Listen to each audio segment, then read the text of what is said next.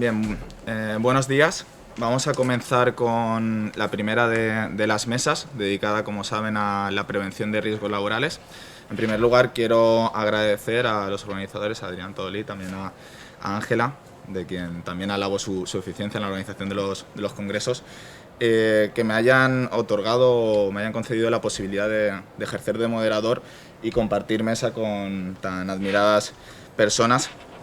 En primer lugar, voy a presentar a la magistrada Raquel Vicente Andrés.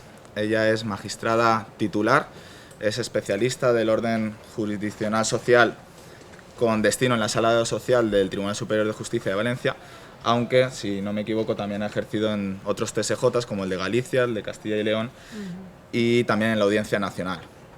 Ella es doctora en Derecho desde 2020 por la UNED y además es profesora colaboradora en esta universidad.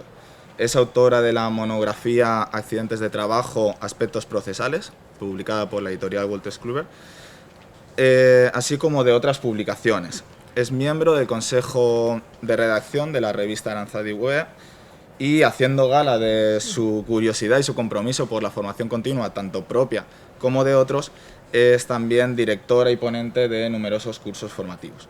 Por lo tanto, queda como presentada. Posteriormente presentaré a la profesora Susana Rodríguez Escanciano, pero si quiere comenzar, sí.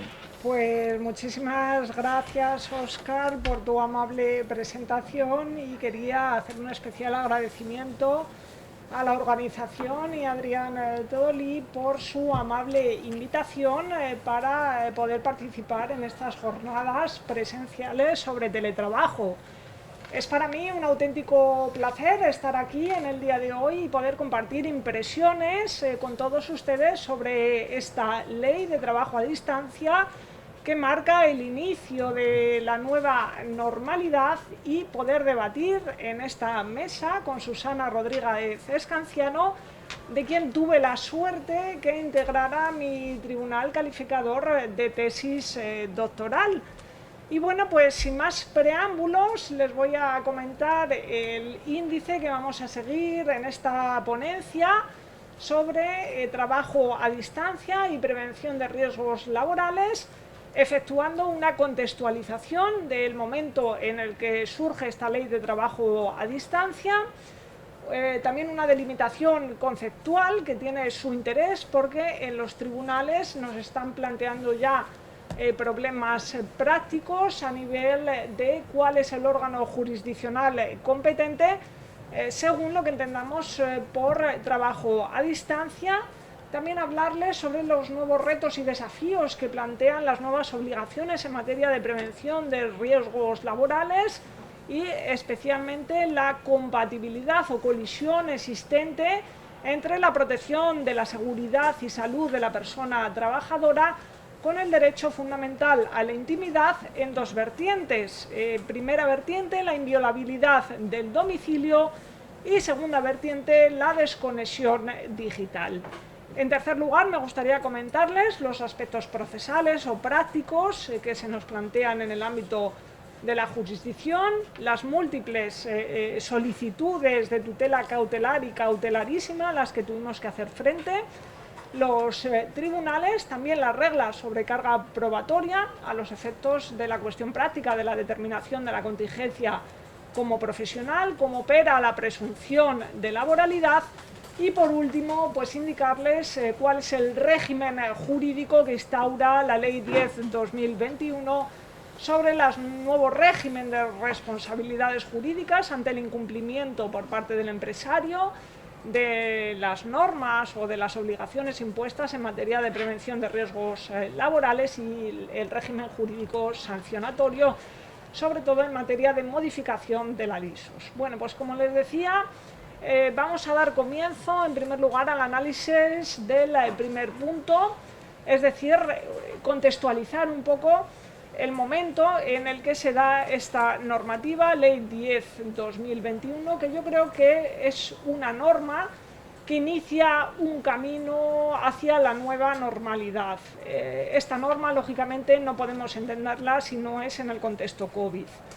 La COVID-19 irrumpe en nuestro panorama y afecta muy especialmente al ámbito de las relaciones laborales.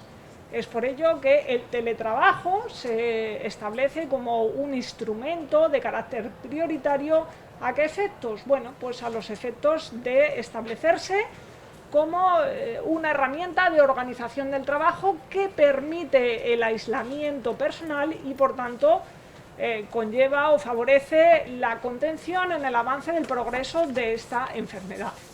¿Qué ocurre? Que también los mecanismos de prevención de riesgos laborales se alzan como nucleares a los efectos de identificación, evaluación del riesgo biológico, que era absolutamente desconocido hasta entonces, que suponía la COVID-19, que afectaba indudablemente a la situación de salud de las personas trabajadoras y que también repercutía sobre la propia sostenibilidad y viabilidad de las empresas. Por ello, el legislador, que podríamos denominar de la pandemia, y el ya archiconocido Real Decreto 8/2020, nos dice que el teletrabajo se establece o se configura como un instrumento de carácter absolutamente prioritario y, no obstante, esto es importante, dice que el empresario no tiene una obligación absoluta de implantación del teletrabajo, sino que en la medida de sus posibilidades y de forma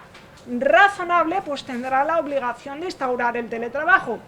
Esto es interesante porque, como luego analizaremos en el tema de aspectos prácticos procesales, algunas salas de lo social, en concreto la sala de lo social del TSJ de País Vasco, no va a imponer esa obligación de instauración del teletrabajo de un modo absoluto e ilimitado. Siguiendo con el análisis de esta contextualización, bueno, pues a este Real Decreto 8/2020 le siguen numerosas normas en las que se va estableciendo la prórroga del teletrabajo con carácter prioritario, como el Real Decreto 15/2020 o el Real Decreto 3/2020, que es el que establece el teletrabajo en el ámbito de las administraciones públicas con carácter preferente, y esto da lugar al Real Decreto Legislativo de 28/2020, ¿no?, como consecuencia del incremento de las estadísticas de teletrabajo. En concreto, bueno, pues estas estadísticas del teletrabajo nos hablan, ¿no?, pues de un aumento de los índices en la prestación de teletrabajo, y nos dicen, bueno, pues que hasta un 30 y tantos %, ¿no?, de los trabajadores en España han pasado a desarrollar la prestación de teletrabajo, y existe, dice, un incremento en el año 2020 de un total de 3 millones de personas en España que realizan, ¿no?, esta prestación de servicios a través de esta modalidad de organización del trabajo. Entonces, como consecuencia de la irrupción, ¿no?, y de este incremento porcentual, se hace necesario dotar de una legislación, ya no de ese carácter transitorio que marcaba el Real Decreto 8, ¿no?, 2020, donde nos hablaba de ese carácter absolutamente excepcional y transitorio. El Real Decreto 28/2020 se configura ya o sienta las bases normativas sobre el teletrabajo, al que le sigue la ley que abordamos en la ponencia de hoy, Ley 10/2021, que es una norma que tiene un carácter de tutela absolutamente integral, es una norma de carácter transversal, y esta normativa ya nos da muchísimas pautas, no solamente en cuanto a la ordenación del teletrabajo, sino también en el marco de la prevención de riesgos laborales, porque en concreto pues contiene dos artículos, el artículo 15 y el 16, donde se refiere específicamente a cuáles son los nuevos riesgos asociados al teletrabajo y cómo debe elaborarse el plan de prevención de riesgos laborales. En primer lugar, debemos de realizar una delimitación conceptual porque es muy interesante a efectos prácticos procesales para todos los operadores jurídicos. porque efectivamente esta ley se denomina Ley de Trabajo a Distancia, ¿no?, que será aquella prestación de servicios que se realiza en el domicilio de la persona trabajadora o en el lugar elegido por esta, con carácter regular. Y el teletrabajo es, digamos, aquel trabajo a distancia que se lleva a cabo mediante el uso exclusivo o prevalente de aquellos medios o sistemas de carácter informático, telemático o de telecomunicación. Aquí vamos a la regla que yo llamo la regla del 3, es decir, que ya antes el profesor Salafranco nos avanzaba. ¿Qué se entiende por esta ley por teletrabajo? Bueno, pues nos da unos parámetros normativos que es de bastante utilidad, que supone que el teletrabajo para esta ley es aquel que se desarrolla en un periodo de referencia de 3 meses en un 30%. Mientras que si se trata de contratos celebrados con menores de edad o contratos formativos, establece un rango mayor y establece un límite del 50%.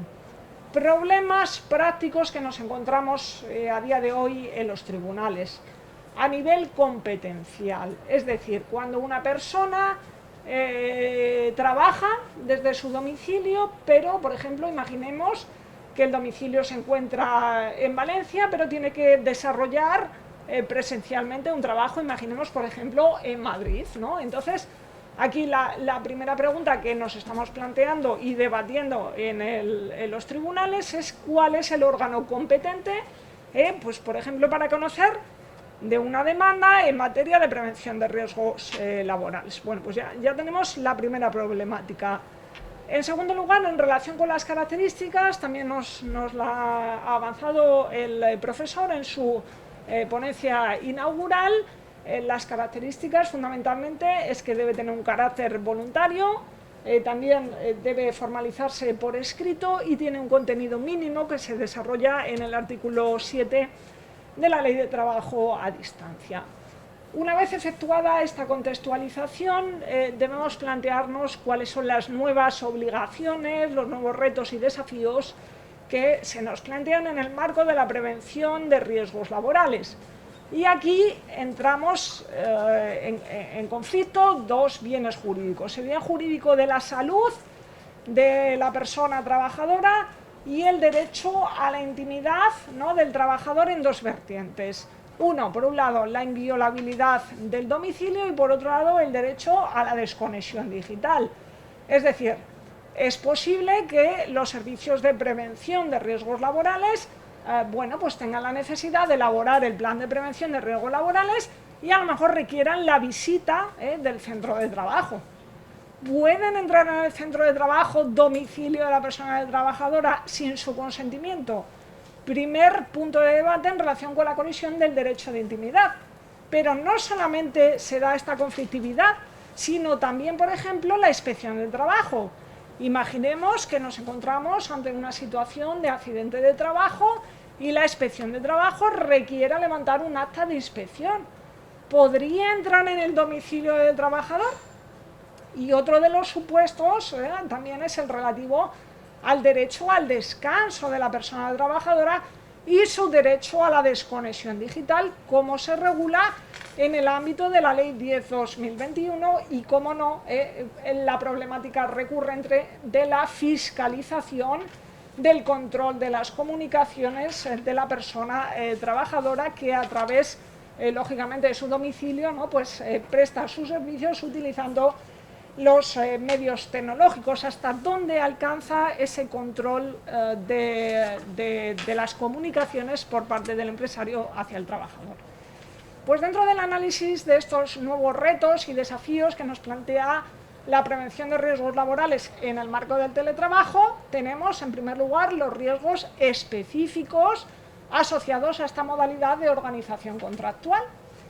Riesgos específicos, ya nos estamos planteando todos en la cabeza, riesgos ergonómicos, posturales, ¿no?, porque yo siempre me pongo así delante o de cara a la pantalla, riesgos musculoesqueléticos. Aquí hay que tener en cuenta un dato, que es que el Real Decreto 2006 sobre el tema de la regulación de las enfermedades profesionales sí contempla como enfermedad profesional el síndrome del túnel metacarpiano cuando se utilizan pantallas de ordenador.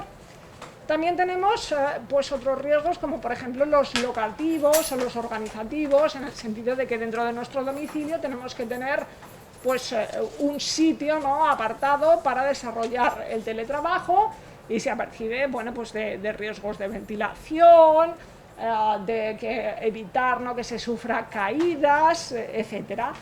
Y hay un riesgo, aparte de los psicosociales, que no voy a entrar a la materia, pero que el legislador sí muestra una especial preocupación por estos riesgos psicosociales, de los que nos hablará Susana en profundidad, que, como digo, hay un riesgo específico, los psicosociales, y en concreto pues los riesgos de el acoso y el acoso por razón de sexo, ¿no? Y también unas limitaciones específicas cuando el teletrabajo se desarrolla por menores de edad o se trata de contratos de carácter formativo. Entonces, bueno, pues como digo, habrá que tener en cuenta todos estos riesgos específicos asociados al teletrabajo, de carácter, bueno, pues ergonómico, la fatiga visual, los organizacionales, etcétera, etcétera. Y, lógicamente, cuando tenemos unos riesgos específicos, habrá que elaborar un plan de prevención de riesgos laborales.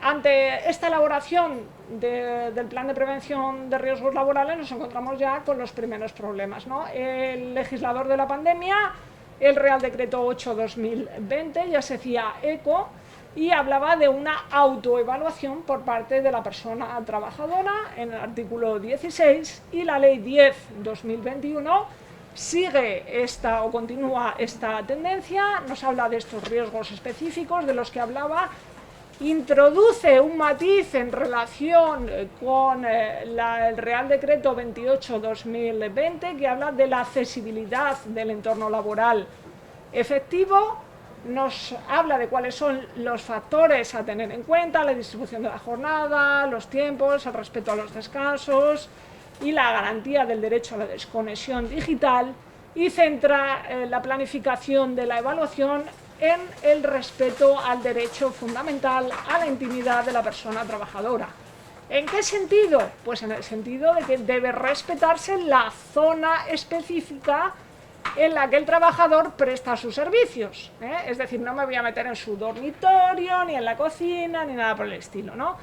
Y a los efectos de elaborar el plan de planificación de riesgos laborales, bueno, pues nos dice que el empresario deberá recabar una información adecuada en torno a cuáles son los riesgos laborales asociados al trabajo a distancia, y si los servicios de prevención consideran necesario que hay que realizar una visita al centro de trabajo, al domicilio del trabajador, se requerirá que los servicios de prevención elaboren un informe motivado en el que expresen el porqué de esa necesidad, informe del cual se le dará traslado al trabajador y también a los delegados y delegadas de prevención, y ante, bueno, pues esta necesidad la persona trabajadora puede decir, oiga, pues estoy de acuerdo o no estoy de acuerdo.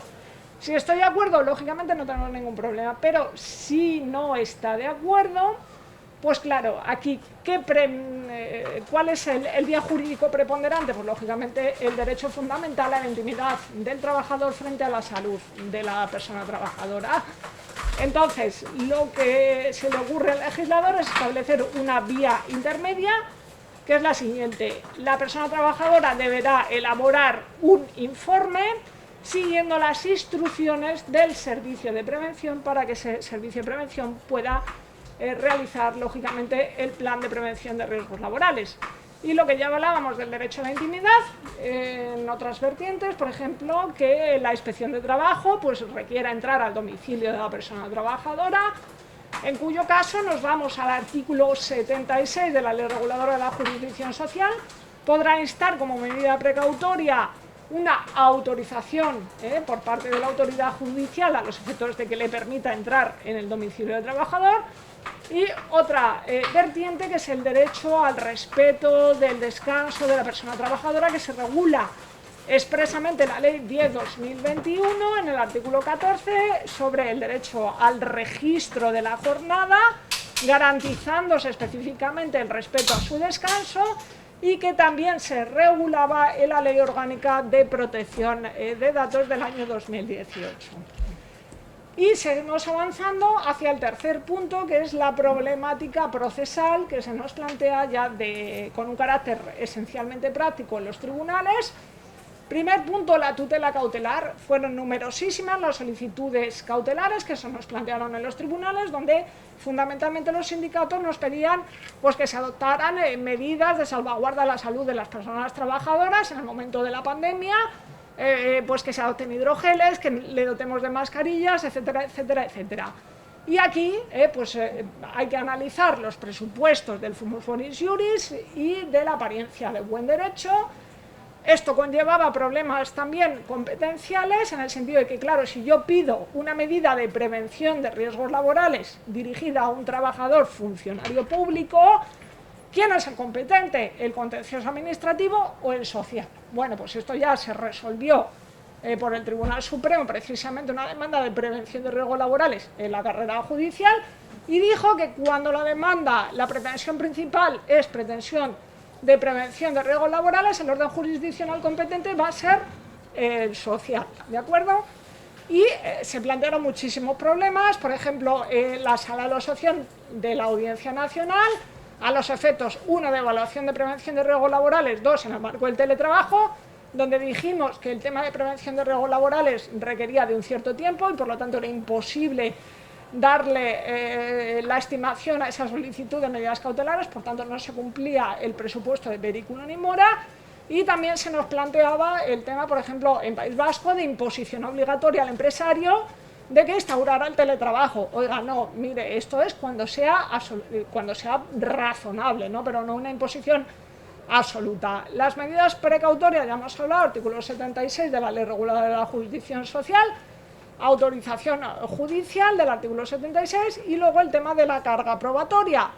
Carga probatoria, ¿a qué efectos? Presunción de laboralidad, artículo 156, que yo creo que rige los mismos parámetros.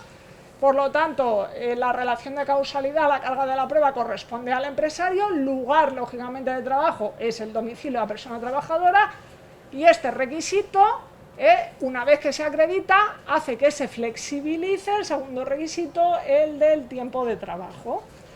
Otro de los presupuestos que regula la Ley 10/2021, pues son, en primer lugar, el tema de la enfermedad profesional de los servicios sanitarios o los profesionales sanitarios, que ya zanja esta problemática que venía dándose durante toda la normativa de la pandemia, y dice que sí, que cuando se trata de personal sanitario se va a considerar que la enfermedad asociada a COVID va a ser una enfermedad profesional.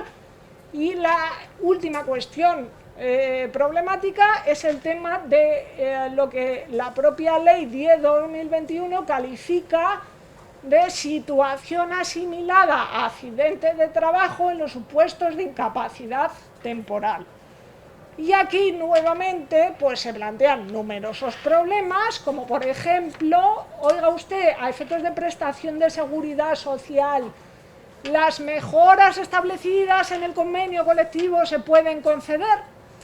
Y aquí nuevamente, pues para gustos los colores. Yo cuando estuve en la Audiencia Nacional nos plantearon demandas sobre esta cuestión.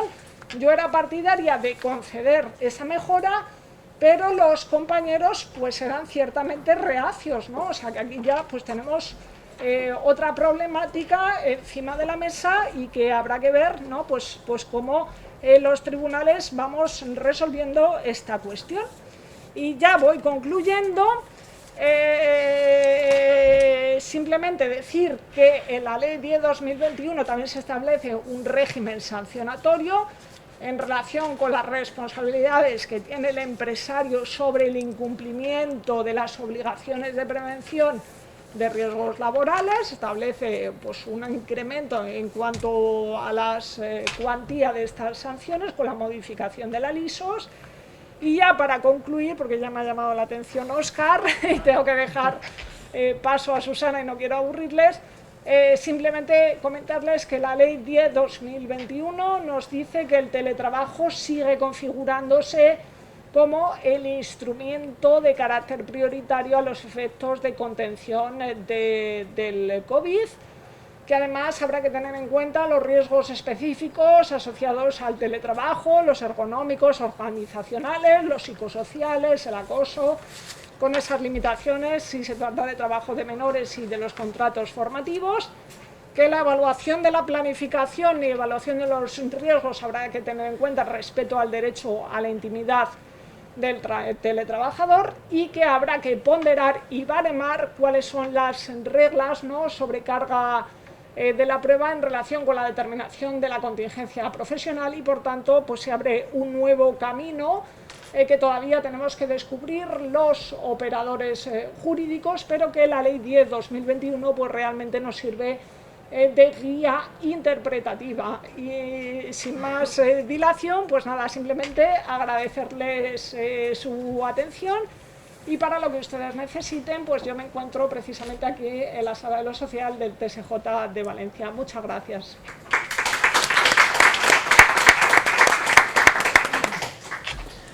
Muchísimas gracias, doctora Vicente, por su brillante exposición. Sin duda es muy complicado resumir la relación que hay entre la prevención de riesgos laborales y esta ley sobre trabajo a distancia y teletrabajo. Y bueno, yo creo que ha hecho un esfuerzo titánico en ello, y por eso es también digno de elogio. A continuación, intentando no extenderme demasiado, voy a presentar a la profesora Susana Rodríguez Escanciano. Ella es catedrática de Derecho del Trabajo y de la Seguridad Social de la Universidad de León. Además, es una jurista con marcada sensibilidad social, y así se demuestra en sus estudios. Esa apuesta por un modelo de relaciones laborales digno, justo y sostenible. Ella es licenciada y doctora en Derecho y ostenta 4 sexenios de investigación, un sexenio de transferencia y 5 quinquenios docentes. Que nos dedicamos al mundo académico, creo que esto sería suficiente como para presentarle. Pero bueno, voy a intentar resumir un currículum que ya está resumido, pero aún así es largo. Ella, además de haber escrito diversas monografías y numerosos artículos de investigación, ha ostentado diversos cargos académicos. Fue vicedecana de la Facultad de Ciencias del Trabajo entre 2006 y 2008, directora del Gabinete Técnico Académico de la Universidad de León entre 2008 y 2012, secretaria general de la Universidad de León entre 2012 y 2016, y actualmente es directora del programa de doctorado Derecho, Protección Jurídica y Cohesión Social desde enero de 2017. Además de pertenecer a diversos grupos de investigación, es también miembro del Consejo Asesor de numerosas revistas, y bueno, eso yo creo que denota también la confianza que se puede tener en esta profesional. En fin, ha dirigido distintas tesis doctorales y también ha formado parte de diversos tribunales de tesis doctoral, y además nosotros tenemos el honor de tenerla presente mañana aquí precisamente para este acto académico. Por lo tanto, en nombre propio y del Departamento de Derecho del Trabajo y de la Seguridad Social, estamos muy agradecidos, y tiene la palabra. Muy bien. Bueno, pues buenos días. En primer lugar, quiero agradecer a los directores de estas jornadas, al profesor Adrián Rodolí y a la profesora Ángela Martín Pozuelo, su amable invitación para poder estar presente hoy en la Facultad de Derecho de la Universidad de Valencia. Ello me ha permitido pues coincidir con queridos compañeros y, por supuesto, aprender de sus disertaciones, y una especial mención al profesor Sala, a quien tanto admiro. Y también, bueno, pues agradecer las amables palabras de presentación, y decirles que es un honor para mí poderme dirigir a todos ustedes, en este caso pues a los asistentes, para hablar durante unos minutos sobre los riesgos psicosociales y su particular incidencia en el teletrabajo, ¿no? Bueno, ha salido mucho en los medios de comunicación como datos que afectan a la conciencia social, y que, bueno, pues saltan todas las alarmas, que cada año más de 1 millón de personas reciben pues algún tipo de asistencia por problemas relacionados con salud mental de mayor o menor gravedad, y la Organización Mundial de la Salud ha puesto de manifiesto que 800.000 personas se suicidan cada año. Y además todos somos conscientes también que estos problemas de salud mental han sufrido un crecimiento exponencial a raíz de la COVID-19, que, bueno, pues nos ha obligado a todos a cambiar nuestros hábitos de vida, a asumir situaciones pues muchas veces de temor, de incertidumbre ante pues el sufrimiento de personas cercanas o incluso el fallecimiento de seres queridos, amigos, etcétera. Pero sin ponernos en un contexto tan trágico como ha sido el de la COVID-19, que es pues comprensible, ¿no?, que haya desencadenado estos sentimientos y estas afectaciones neuronales. Vamos a pensar en un contexto más cotidiano, ¿no?, más ordinario, en el que también es un paradigmático ámbito de exposición a los riesgos psicosociales, como es el ámbito laboral. Las relaciones laborales o el trabajo no solo permiten a una persona allegar recursos suficientes para mantener una vida digna y la vida de su familia, sino que es mucho más, ¿no? El trabajo al final es un sistema que da calidad a la vida y que hace, que si el trabajo es más o menos satisfactorio, pues ayuda al bienestar emocional, y si el trabajo se realiza en condiciones incómodas o en condiciones desagradables, al final esto repercute también en la vida ordinaria. Y pensando precisamente en el trabajo y haciendo una reflexión un poco más profunda que demuestra los datos de suicidio, pues los datos de suicidio derivados del contexto laboral o que tienen alguna relación directa con el contexto laboral, la estadística también es bastante significativa, ¿no? Y esto es como la punta de un iceberg de un problema de mucho más amplio calado que no termina con este desenlace tan triste, ¿no? Los datos sobre el suicidio en el ámbito laboral pues hasta ahora han pasado más o menos desapercibidos, aunque en los medios de comunicación han salido algunas veces referencias a estos problemas, como en la empresa France Telecoms, en La Poste, en Foxconn, que es una empresa que fabrica mecanismos para Apple, y sobre todo pues quizá aquí en España nos ha llegado más directamente, como más visible, con el caso de la empresa Iveco.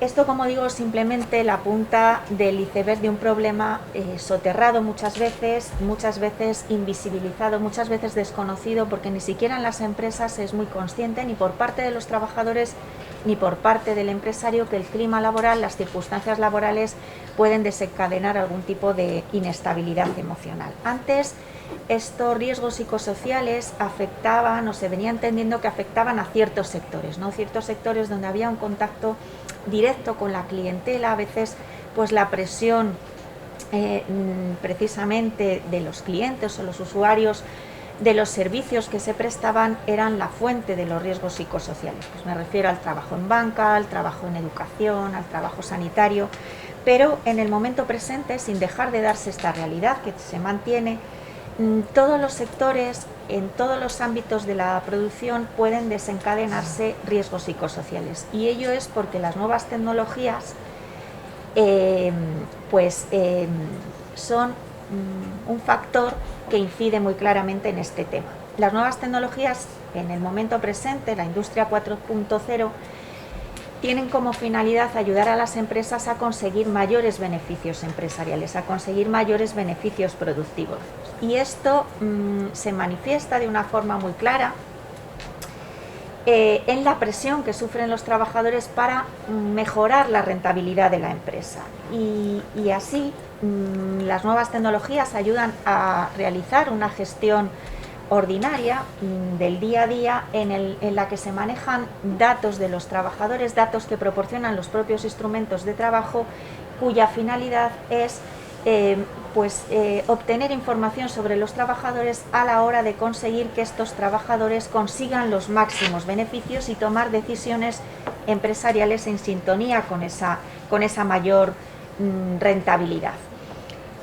Además, se produce una interacción entre el trabajador y el utensilio tecnológico y la nueva tecnología, que genera tensiones en esa relación hombre-máquina, ¿no?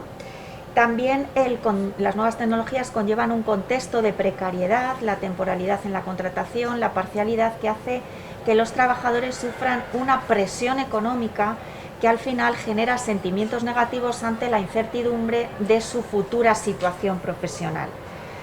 Se incrementan los mecanismos de control, es muy fácil el control de la actividad laboral del trabajador a través de las nuevas tecnologías. Muchas veces incluso el control se hace a través de sistemas muy fáciles que tienen que cubrir los clientes para ver el rendimiento de ese trabajador, lo cual, bueno, pues esto genera también una presión continua en la propia persona trabajadora, por no mencionar los supuestos de acoso. Las nuevas tecnologías facilitan el desenlace de los supuestos, pues, de hostigamiento o de ciberacoso, porque muchas veces se oculta la identidad de la persona acosadora, y además los efectos del acoso tienen una trascendencia multiplicadora. Se generan de una forma muy rápida y con gran proyección externa.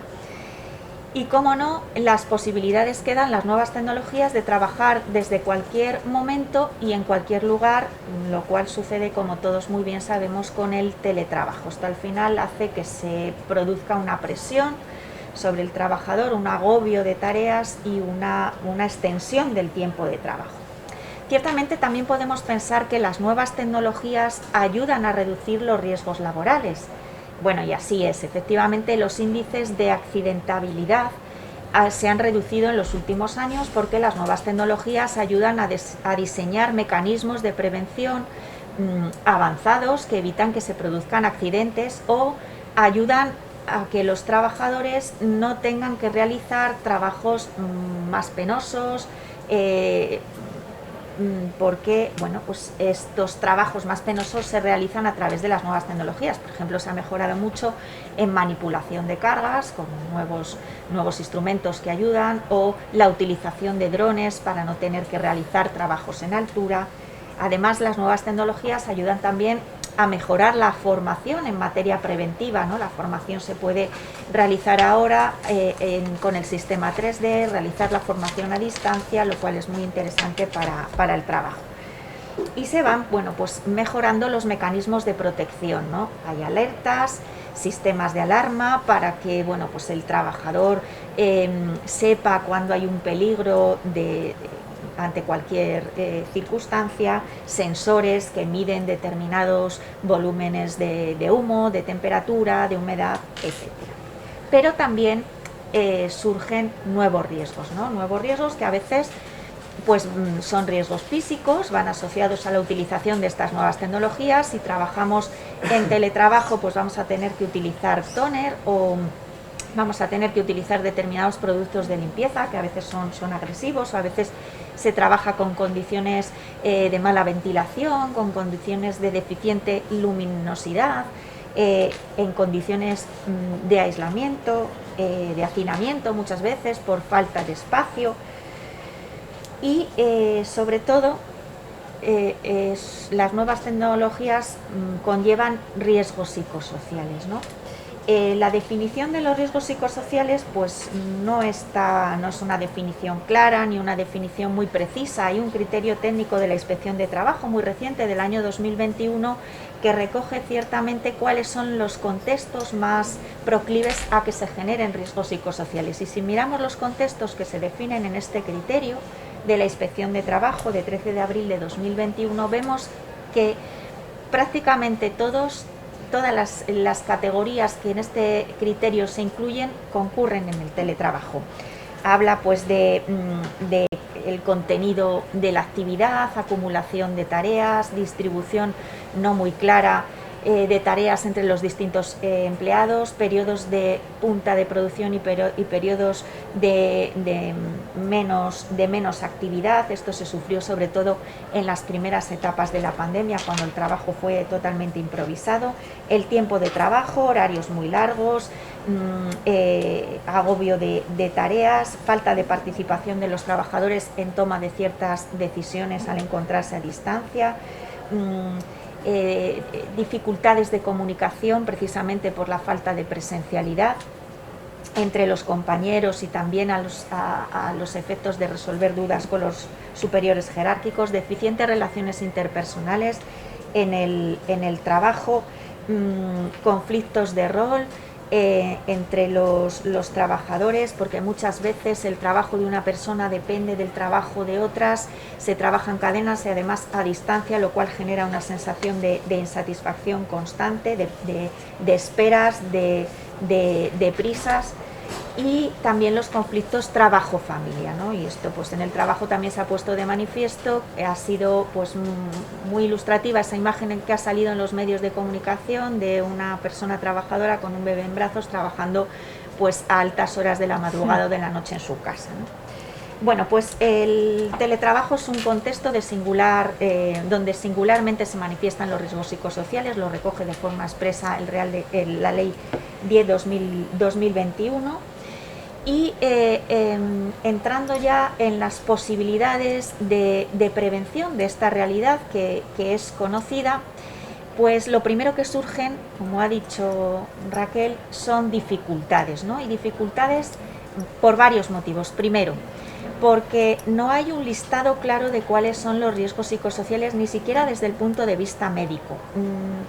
Hay estudios médicos muy solventes y de mucho rigor, ¿no?, sobre cada uno de los riesgos psicosociales, pero no hay un catálogo, un elenco de todos los riesgos psicosociales existentes en el momento presente.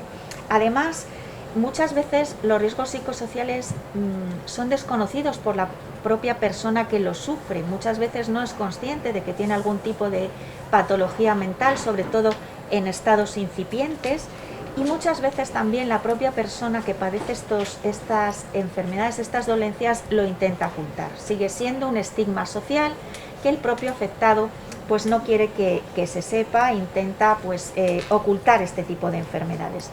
Otra dificultad es que los riesgos psicosociales muchas veces se manifiestan como enfermedades corporales y se confunden con otras cosas, ¿no?, con dolencias cardíacas, afecciones de la piel, afecciones del sistema gastrointestinal, trastornos musculoesqueléticos y otras veces signos corporales o enfermedades corporales en realidad están ocultando, o al revés, muchas veces enfermedades mentales aparentes están ocultando enfermedades corporales. Muchas veces parece que se trata de una enfermedad mental y se está ocultando pues efectivamente que debajo hay una enfermedad física, como puede ser un tumor cerebral, etcétera. Esta mezcla entre manifestaciones corporales y enfermedades mentales, hacia un lado o hacia otro, dificulta también la prevención de los riesgos psicosociales. Y, cómo no, las circunstancias personales de cada trabajador pues inciden de forma muy importante. No es igual tener una personalidad fuerte que una personalidad sensible, o que ser tímido o ser extrovertido, o que tener más capacidad de afrontamiento que tener menos capacidad, ser una persona insegura o ser una persona más o menos segura de sus actuaciones, etcétera. Y también, además de la personalidad tan particular de cada una de las personas trabajadoras, un mismo riesgo puede afectar a la misma persona de forma diferente en distintas etapas de su vida, ¿no? Y no durante un contexto de exposición saber afrontar este problema, y en otro momento de su vida pues verse desbordado. Y también muchas veces inciden circunstancias extrañas, ¿no?, extrañas al propio contexto laboral, porque el trabajador pues puede sufrir una desgracia familiar, un proceso de separación, un accidente de alguien muy cercano, situaciones pues que al final hacen que situaciones externas que afecten a su estabilidad mental.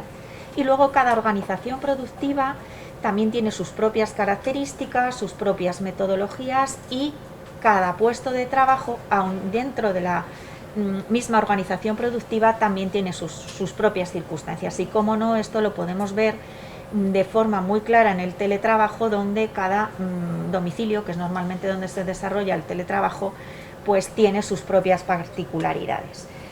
Ha habido algunos avances porque la Organización Mundial de la Salud ha reconocido recientemente como enfermedad derivada del contexto laboral el burnout, y también la OIT pues ha reconocido que el bienestar emocional debe de integrarse con el bienestar físico como derecho esencial de los trabajadores, pero en el listado de enfermedades profesionales a día de hoy todavía no están recogidos los riesgos psicosociales.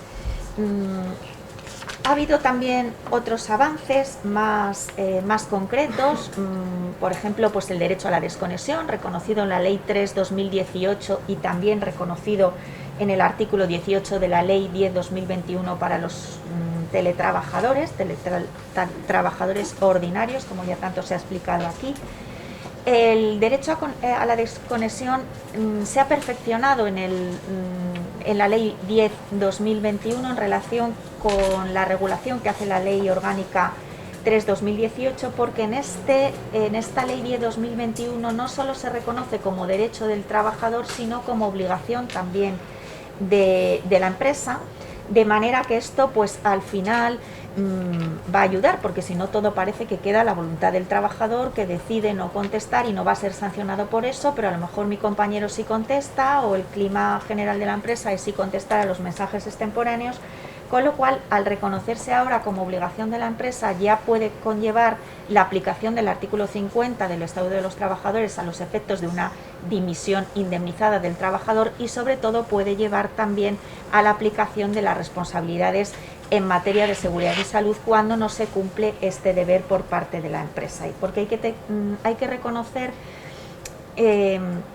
la presión con la que se trabaja en el teletrabajo, ¿no? Y la importancia de que se respeten los tiempos de descanso. Es muy habitual que en el teletrabajo, cuando una persona se va a desconectar, salta un mensaje en la pantalla de estos programas diseñados por psicólogos industriales de inteligencia artificial que dice: todavía quedan muchas tareas por realizar, ¿estás seguro que quieres desconectar? O la propia inteligencia artificial que va poniendo plazos muy estrictos que llevan a un agobio constante, y a medida que el trabajador va superando estos plazos se va redirigiendo el propio programa para ir recortando los plazos de respuesta. También ha sido un avance el registro horario, y también la nueva redacción que da la Ley 10/2021 es más tuitiva que la que da el artículo 39.4 del Estatuto de los Trabajadores, porque la Ley del teletrabajo obliga a reflejar fielmente el tiempo de dedicación, reflejando la disponibilidad obligatoria y las interrupciones o pausas, con lo cual, bueno, pues esto también va a ser una garantía a efectos retributivos para que conste efectivamente todo el tiempo de disponibilidad del teletrabajador, pero bueno, no va a evitar tampoco situaciones que quedan desprotegidas, que a veces, bueno, pues lo hemos visto en alguna sentencia, ¿no? Y en relación con el teletrabajo que se ha llevado a cabo en los contact centers, donde pues no se permitía acudir al aseo hasta que no pasara una franja de 2 horas. Bueno, pues importante, o sea, hemos visto las dificultades, ¿no?, para la evaluación de estos riesgos y para la planificación de la actividad preventiva. Hemos visto también ciertos avances y voy a decir en 2 minutos lo que se puede hacer para el futuro, ¿no? Bueno, pues una adecuada planificación, por supuesto, a veces es poner un poco de interés sobre estos riesgos. Hay cuestiones que son más fáciles de poner en práctica, como pues la formación para que los trabajadores pues sean conscientes de hacer pausas, de quitar la mirada de la pantalla cada cierta frecuencia y mirar a larga distancia, hacer un más equilibrado reparto de tareas, dar participación a los trabajadores, establecer mecanismos de socialización para que haya una interactuación no solo del trabajador con la máquina, sino del trabajador con sus compañeros, con los superiores jerárquicos. También pues establecer algún canal de comunicación dentro de la empresa que, bueno, pues que tenga en cuenta estas circunstancias. Es decir, por ejemplo, algo tan sencillo como que no se manden mails masivos a todos los trabajadores cuando hay algunos que no les interesa su contenido y al final va a suponer pues un agobio de tener que leer cosas que no interesan.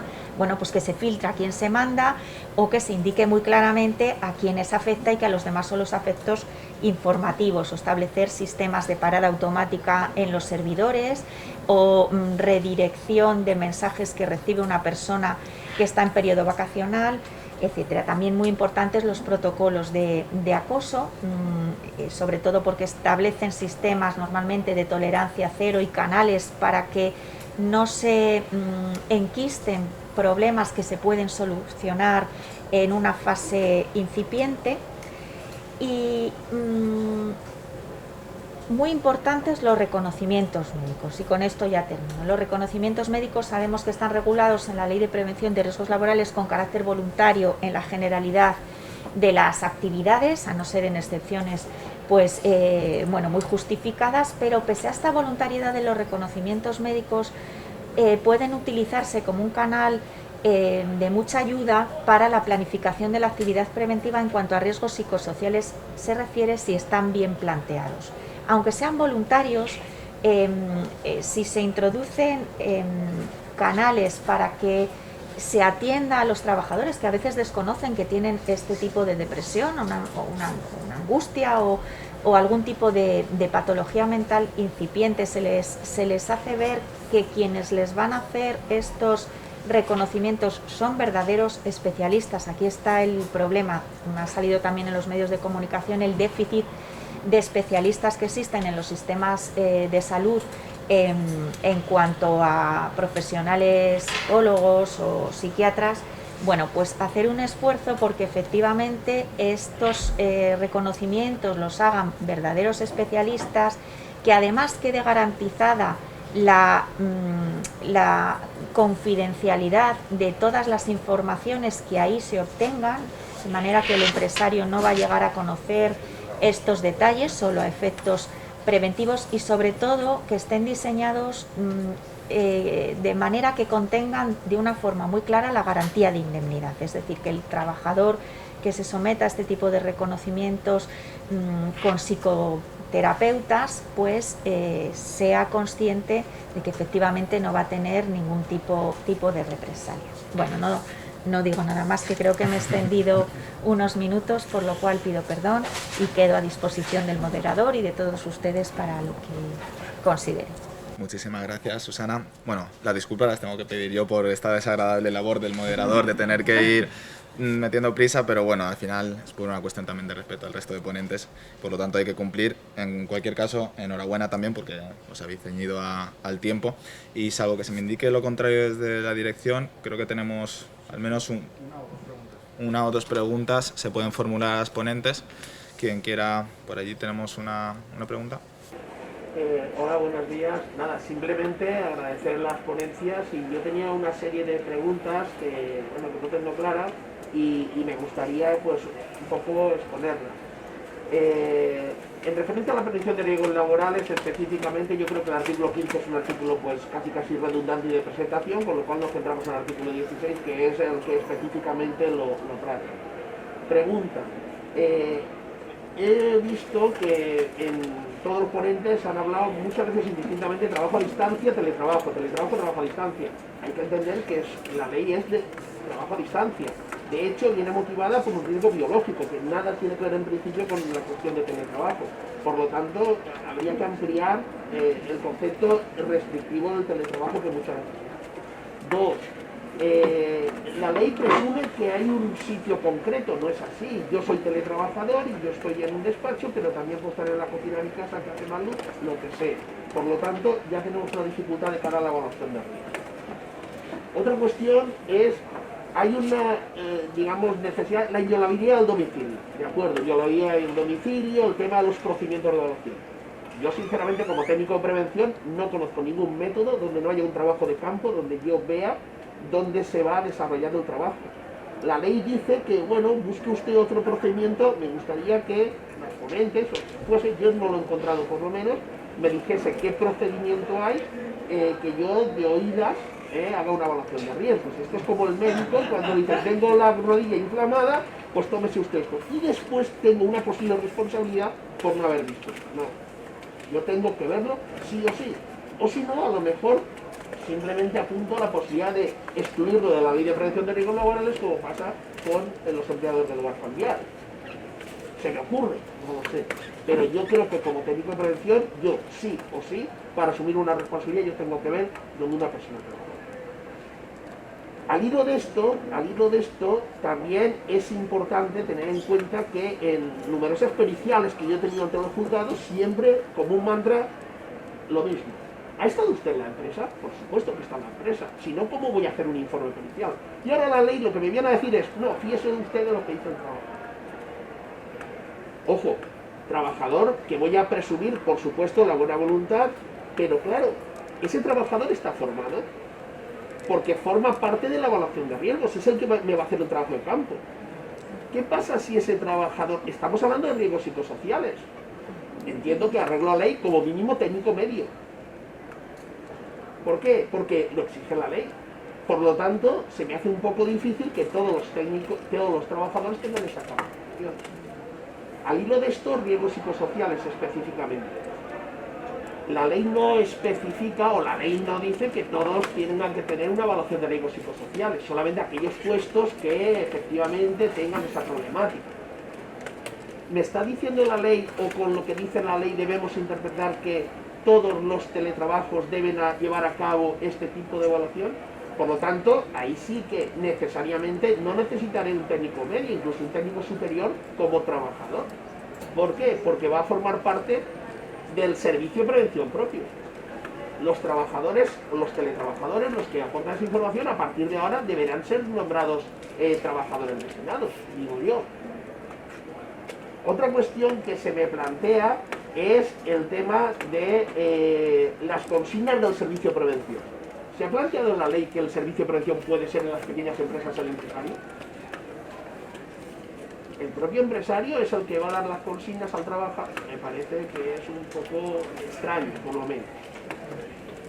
Y por último, también, como reflexión final, la obligación es del empresario, que se instrumenta a través de los servicios de prevención. ¿Va a haber una responsabilidad para los empresarios derivada de una información que va a dar un trabajador que tiene que interpretar el servicio de prevención y puede recaer esa responsabilidad del empresario? No sé si han sido muchas reflexiones o pocas, pero bueno. Bien. Es cierto que ha sido una batería de cuestiones y de reflexiones. Si quieren, podemos acumular alguna pregunta, si es muy breve, si hay alguna pregunta breve que se quiera formular.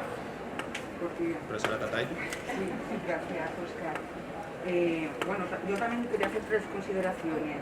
Apoyo De forma breve, por favor. Sí, corta. Apoyo en todo lo que ha comentado espérate, que a mí se me olvida su nombre, Federico Ferretti, ¿vale?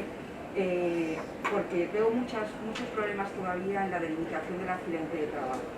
Primero porque no siempre el lugar es el lugar de la casa, puede ser otro.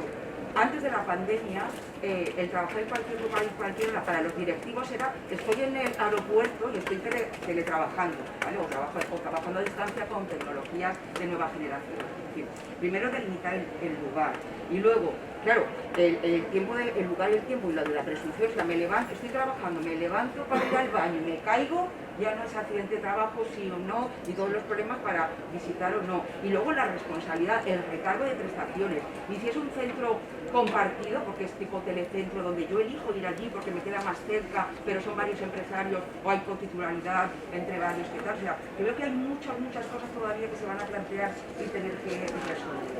Bueno, otro problema que veo es que, claro, con todas las situaciones de suspensión del contrato que se pueden producir para el que trabaja a distancia, porque inicia una IT. Inicia una IT que normalmente sería una IT porque, por ejemplo, tiene un esguince o se le rompe un dedo o tiene una fractura que en condiciones normales no le permitiría desplazarse a trabajar, pero como ahora no necesita desplazarse porque puede trabajar desde casa, pues entonces eso ya no va a ser un test. porque ya no hace falta descansar, es decir, que ahí va a haber también mucho problema de cosas que se vayan a reconducir al teletrabajo para evitarse prestaciones y el coste de las ITs, de las cotizaciones, de las prestaciones, de las mejoras incluso de la IT, etc. Lo mismo con prestaciones por nacimiento y cuidado de menor. O sea, voy a estar disfrutando del descanso de maternidad o me van a estar mandando porque tengo que llegar a resultados y estaré dando pecho sin dormir y teletrabajando, siendo padre o siendo madre o cuidando del bebé. Es decir, que es una situación del trabajo a distancia que puede favorecer por riesgo durante el embarazo y la lactancia, que yo voy a estar haciendo con el ordenador tantas horas y tal y cual, los descansos y la posición ergonómica, solo es apuntar dudas que seguro que van a venir más. Y luego, felicito sobre todo a ambas ponentes, pero a la profesora Susana Castellano la quiero felicitar personalmente. Quiero contar una pequeña experiencia. Antes de que explotara la pandemia, yo llevaba varios meses trabajando sobre el teletrabajo y leyendo mucho sobre los riesgos y sobre todo sobre los riesgos psicosociales, la ansiedad, las horas, las depresiones, el insomnio, el perfil de cada teletrabajador que influía mucho, ¿vale? Y justo cuando estaba terminando esto, salta la pandemia y claro, el mundo cambia completamente porque se había escrito hasta la saciedad y no había teletrabajo en España ni circunstancia. Entonces decía, Polines, aquí sí que había muchas nueces y mucho ruido, pocas nueces, porque ¿para qué se escribía tanto si no se teletrabajaba? Pero de repente las cosas se invirtieron completamente. Pero es que con el paso del tiempo, yo, perdón por eso, tenía todos los síntomas. Digo, joder, me he estado leyendo que tengo todos los síntomas. Pero luego hay otra cosa que acaban de decir también Susana, pero a veces también hay una cosa física, o sea, tú puedes somatizar problemas psíquicos o puedes tener problemas psíquicos porque tienes problemas físicos. Y efectivamente, después de unos meses que me sentía fatal, que solo quería llorar, que me sentía con todo lo que, sin poder dormir, con irritabilidad, con todo lo que había estado leyendo que generaba el trabajo a distancia, lo estaba experimentando porque todos pasamos a trabajar desde casa, dando clases, lo digo porque soy profe, ¿no? ¿Vale? Pues bueno, resultó que es que me hicieron una analítica y tenía una vitamina B por los suelos. Y eso afecta al organismo. O sea, quiero decir que comparto y me ha encantado la exposición también de la otra ponente, pero déjame que le eche flores ahora a Susana, ¿vale? Muy bien, pues muchísimas gracias. El orden de intervención como prefiráis. Pues bueno, si me lo permite Susana, sí, por supuesto. Simplemente en relación con el tema conceptual, yo creo que es lo que comentaba al principio, lo que pasa que ha ido muy rápido, ¿vale? Entonces, claro, teletrabajo es con independencia de que no esté en el rango de la regla esta del 3, ¿no? Claro. En un periodo de 3 meses, el porcentaje del 30%. Entonces, teletrabajo es cuando tú lo prestas en tu casa, ¿no? Por decirlo de alguna manera. Ahora bien, que para incardinarte dentro del ámbito de aplicación de la Ley 10/2021 tienes que estar en esos parámetros del 30% o, si son menores o contratos formativos, del 50%. En relación con la segunda cuestión sobre el tema de las obligaciones del empresario, pues efectivamente, claro, hay que atajar la cuestión de planificación de riesgos laborales de alguna manera con las especificidades propias del teletrabajo y por lo tanto esa autoevaluación, que tú puedes entenderla como una chapuza o no, pero hay que dar alguna solución. Entonces la solución es, pues mira, como no podemos entrar manu militari en el domicilio del trabajador, que ya estamos viendo que aunque no tenga nada que ver, ¿no? Pero para ver un poco el tema de la inviolabilidad del domicilio, de esto que ha salido en las noticias, que había una fiesta ahí en Madrid y que ha entrado la policía y ha echado la puerta abajo, ¿no? Y ahora ya le ha abierto procedimiento penal por allanamiento de morada, pues claro, ahí se ponderan los bienes jurídicos y se dice, no, derecho fundamental, intimidad, inviolabilidad del domicilio, y por lo tanto, para evitar la responsabilidad del empresario, pues sí, efectivamente, basta con que el trabajador te diga, pues sí, esto es así, así, así, conforme un poco las pautas que se le den desde el Servicio de Prevención de Riesgos Laborales. ¿Que nos choca y nos chirría? Sí, pero claro, dado las características del teletrabajo, pues es lo que nos dice la ley.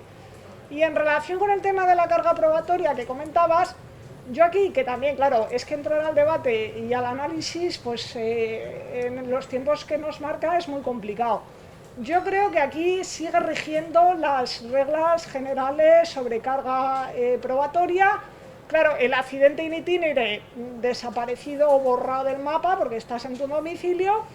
Y en cuanto al tema del tiempo del trabajo, pues a mi modo de ver seguimos recurriendo a las normas a la jurisprudencia del Tribunal Supremo en relación, pues, ¿qué se entiende por tiempo de trabajo? ¿No? Pues lo que decíamos de que, oiga, pues yo soy el vigilante jurado y entonces me estoy en el vestuario cambiando a efectos de tal, y eso sí se considera tiempo de trabajo, ¿no? Entonces yo creo que aquí simplemente no se altera la jurisprudencia clásica sobre accidente de trabajo.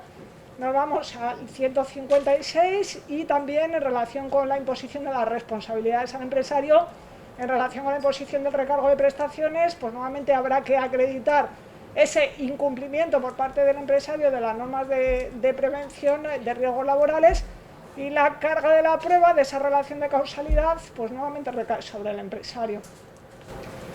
Pues nada, por no repetir ideas, en cuanto a la duda que planteaba sobre la zona habilitada, distinguiendo dónde se trabaja y otras dependencias del domicilio, pues aquí hay que hacer una distinción. A efectos de evaluación de riesgos, efectivamente ese es el concepto que se adopta, el de zona habilitada para el trabajo, pero a efectos de proteger un accidente de trabajo posible, el concepto es mucho más amplio. Aquí ya entra, pues haciendo esa interpretación de acudir a conceptos generales, como acaba de decir Raquel, ¿no? Pues entra la idea general, teniendo en cuenta si el trabajo fuera presencial, para hacer la comparativa, que un accidente tuviera lugar en un aseo o tuviera lugar en una zona de esparcimiento dentro de la empresa, ¿no? Con lo cual hay que distinguir esos dos conceptos a efectos de evaluación y a efectos de sufrir un accidente de trabajo.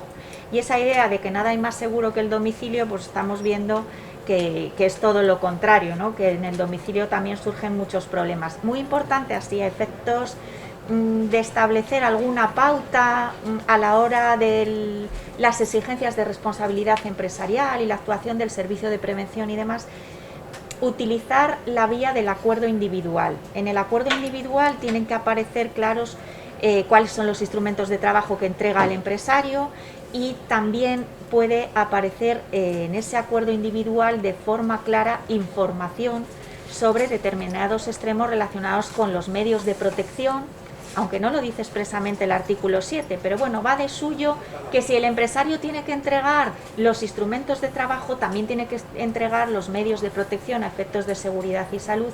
Y entonces, bueno, pues ese instrumento, el acuerdo individual, puede servir después a la hora de solucionar los casos concretos, ¿no? Bueno, por dar alguna pista. Bueno, desde luego es difícil abarcar todas las preguntas, que disculpe también el resto del público porque no tenemos tiempo para más preguntas, y bueno, vamos a proceder con la segunda mesa. Nosotros, bueno, muchísimas gracias por todo. ¿Puedes ir a por mesa? Sí, voy.